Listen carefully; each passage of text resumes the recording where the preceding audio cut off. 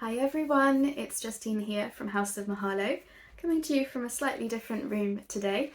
I've just been recording my very first YouTube video for our travel blog, and I kind of had a nice little setup, so I thought I'm just going to reuse that and record this video for you today. So, month 2 of Stashbusting 101. How did you all find last month? How did you get on? Yeah, I'd love to know, so please do drop me a line in the comments down below. For myself, I didn't get quite as much done as I wanted to, but I did manage to go through my illustrated book pages, which was a big task that I'd been putting off. And I also managed to get, do you remember me saying there was this massive pile in the corner of my desk? All that got sorted and put away in their rightful homes and all of that. So yeah, I was really quite happy with that. Really, even though it wasn't quite as much as I wanted to get done, it was still these tasks that I'd just been putting off doing. And knowing that so many of you were involved in the challenge and obviously coming on to show you the videos and stuff, it did make me feel a little bit more accountable, and I then strove to do it. So I'm really, really happy with that. So, for the book pages, I had just this massive box full of illustrated book pages. I showed you in the last video. Now it's condensed down to, I think that's just book pages that I don't really have a need for right now, so it's just a supply of them. Anything that fitted into a certain theme has now gone into project folders. So I had like autumn and woodland type images, and I had Edith Holden pages. Those to me are their own sort of projects, so they're all kept together in, with the rest of my woodland stuff, for example. So I've done all that. And I also went through and I categorised what type of book page it was. Was it something that I wanted for the cover of a journal? Was it going to be a pocket or a page? And I've separated those out. So all of the book pages where I thought that's going to make a really nice page in a journal, I've now got a folder full of those. So when I'm making my next journal and I think, oh, I want to insert a book page as a page, I know exactly what folder to go through now, so that's been a really, really big help, I think. Of course, if you're new to my channel or new to our Facebook group, then you can have a look at the intro video, and there's also event posts in the Facebook group where we went through what tasks we had for month 1. I'll get to the month 2 tasks in a minute, but for now I just want to go through. I've made a list. At the moment it's just on paper, but I am going to put it on the computer, where when I talked about it in the intro, I did ask, can people let me know what particular areas they're struggling with? And I would start sort of a tally, so that going forwards we can make sure that we're, prioritising some of these things. So I just wanted to call out mostly what people have said. So, we had all sorts of things. We've got people that are overwhelmed by how much scrapbook paper they've got, with you on that one. We've got lace and ribbons, we've got bits and bobs, so like charms, stickers, bulb pins, things like that, the little bits and bobs that we need to have. Book pages, both wordy ones and illustrated ones. A lot of you said that, so clearly it's not just me. We had, various papers. I've said here, include a session on digital kits, because I think a couple of you had said that you had bought kits that you'd already bought in the past, so clearly we need to do something about that. Quite a lot of scraps, overrun by fabric, paper, cardstock scraps. Yeah, me too. Packaging, junk mail, trash, all of that, definitely. We've got envelopes, we've got just general destashing. So a lot of you had said about, I've got this supply that I don't use, or I've got this supply that doesn't really bring me any joy anymore. So clearly we need to have a little bit of a chat about that. We've got stamps, fabric napkins, all these things. So I've got it all written down, and from the initial looking at it, book pages, surprise, surprise, book pages is the one with the most votes, closely followed by a sort of general destashing of the supplies that that you've got that you're just not going to use, or you just don't really want to use. They don't excite you, they don't bring you joy. So I think that'll probably be the next things that we tackle. But for February, for month 2, I wanted to chat about some ideas that I have for how we can get on top of our supplies this month. So of course, these are just ideas and suggestions. It's not this checklist that you have to do. It's really just a way for us to share some ideas with you, and also for us to all feel like we're in, we're all in the same boat, right? So we are all cheering each other on. So for month 2, what I'm going to be doing, and hopefully some of you might like to join in, is to focus on mass making. Now, over the past few months, I've done a lot of mass making ephemera type videos on my Mass Make Monday series. That has been so helpful to me. Now, I have made a lot of ephemera, so I don't need to make any more for a little while, at least for, a few weeks.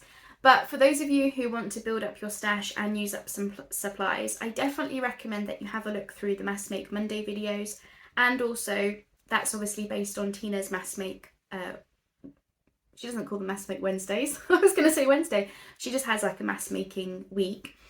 So I'll link out all of the stuff to that. So you've got my series, you've got Tina's videos, you've got videos that Mandy's done, lots of videos from lots of people doing mass making. So that's definitely a very quick way that you can get through your supplies. Of course, if you sell your stuff, then you're always going to want to have this big hoard of things. If you don't sell your stuff, I think you can still get involved with the mass makes if it's what you enjoy, if it's something that you think you want to try. Just to have that stack of ephemera ready to use in the future, or if you're doing swaps with people, or you just want to send happy mails out to people, then you're going to need like a selection of things anyway. So mass making ephemera, that is task 1. Okay, so sticking with the mass making theme, what I'm also going to be doing this month is mass making journal covers. So before you run away screaming, please don't think of this as a journal that you are starting. Like, you know how you sit down to do a project and you think, I'm going to make this journal in this theme, and you sit down to do it, and it becomes this task that you want to complete in a reasonable time frame, and you don't want to be sitting on it forever and ever. When we mass make our journal covers, and I will be doing mine on video, so stay tuned for that in case you're not sure how to go about it, we're not going to look at these as unfinished projects. We're not going to look at these as things that we've started and not done anything with. What we're actually doing is we're taking our supplies, so this could be envelopes, packaging, book boards, book covers, whatever you want to make your journals from. We're taking that supply that's kind of just sitting there not being used, and we're going to turn that into a journal cover, even just a basic thing. You don't even have to decorate it, and that then is a supply. So when you do actually sit down to do a journal in that theme or that colour or style or whatever, you will actually have a supply or a stock of journal covers that you can just pull from, and then you can decorate them, you can fill them, you can turn it into a full-blown journal. So don't think of them as unfinished projects, think of them as supplies. It just happens to be a supply that you've made. So in order to do that step, we kind of need to get ready with what we're going to use as journal covers. So one of the tasks for this month would be to sit through your packaging. Maybe you've got a bunch of boxes that could be journal covers, but you've not actually cut them down yet. So, if they've still got the flaps on them from being a box shape, get rid of all that so that you've got a journal cover shape ready to go. Maybe you've got some envelopes, you could maybe glue some together. So if you make journals with 2 envelopes glued together, or big envelopes folded in half, just sit there folding envelopes and gluing envelopes together, and that will be another step towards getting that part done. What else could you do? If you make your covers from book boards or book covers, maybe you need to sit there and make the basic shape of it. So you've got to do the spine, you've got to join all of the book boards together. Or if it's a book cover, maybe you need to replace the spine if it's not very thick. These are all things that you can be sitting doing, and they don't require a ton of thought, compared with embellishing something. You can just sit down and have the TV on and just get through a few things like that. Once again, there's lots of different things that you can make your journals from, so I will compile a list of videos or playlists or blog posts that I think will be particularly helpful for you. And the final task for this month, and you might sense a theme because it was also a task last month, is to use a supply that you're feeling overwhelmed by. This could be anything. We're all overwhelmed by different things. I want you to sit down and just use that in something. Maybe it's illustrated book pages that you use to make your journal cover earlier in the month. Or maybe you just sit down and make some ephemera because, you've done all that. Now's time for the fun part, which is the ephemera making. So, to recap, these are your tasks for month 2. Task number 1, try mass making some ephemera following the various tutorials that are out there. Task 2, get your materials ready for journal covers. So if you've got packaging, if you've got book boards, if you've got book covers, get them ready to turn into journal covers. Task 3, mass make your journal covers. I will be doing these on video. Task 4 is to use a supply you're feeling overwhelmed by. If you fancy a challenge and you really want to do more than that, then I also have a bonus task for you, which is to mass make journal signatures. So when it comes to making journals, obviously a lot of us follow colours and themes and styles for each individual journal. But if you look back on some of the journals you've made, you've probably noticed that throughout, in the middle of digitals or coloured papers, you've probably used a lot of the same papers to make the rest of the journal. So how about we sit down and we mass make some basic signatures? And I don't mean sew them together, it's just a case of folding the papers. But basically what we want is half a dozen papers that are in signature ready to go. You've got lined paper in there, you've got music sheets, you've got tea-dyed paper, whatever it is that you like to use as pages, have them all folded up ready to go. So when you're next working on a journal, you can just pull that ready-made signature, add in a few coloured papers or digitals or something else that you've created in that particular theme, and you've got a signature ready to go. And if we work through the steps like this, you'll probably find that the next time you come to sit down and make your journals, it's going to flow much easier. Why? Because we've already made the journal covers, we've done the mass making there, we've got the signatures partially ready to go. Put those together and all you have to do is decorate and add the fun parts and obviously stitch it all together. So I think this is going to really help. I'm really excited for trying this myself. So I'm going to be doing a couple of videos this month which will be to mass make journal covers and mass make basic signatures. I will be doing that on video just to give you some ideas and also to prove, I am doing this challenge along with you. The rest of the stuff I'll do off screen because it's really just a case of organising certain things. But if you'd like, I will show you how I organise my packaging because this was one of the things mentioned. And if we're going to be going through and making journal covers from envelopes and packaging and whatnot, then you might want to see what I do with mine. So I'm coming back to my handy Kallax unit. I have this one box that slides out for all of my packaging needs. I'm not allowed to save more than this because this for me is manageable as one sole crafter using this stuff. So I'm not allowed to save any more than this.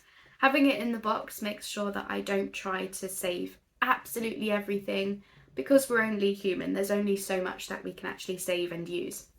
So this is the box that I've got, and in it, it might look like a jumble of packaging, but it's actually organised within it.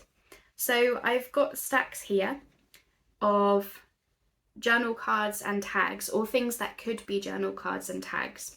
Then I've got another one for things that I think should be pockets. I've got the same thing for things that should be windows.